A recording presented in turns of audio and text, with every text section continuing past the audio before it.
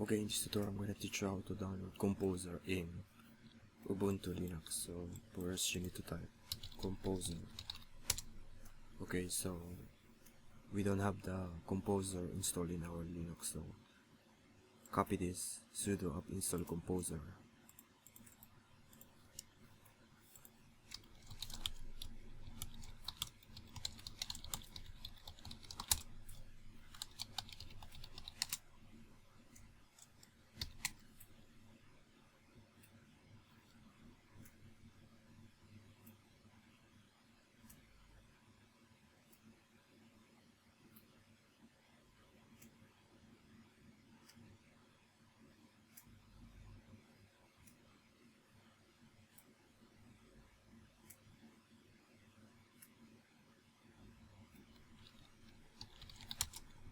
Okay, type Composer again.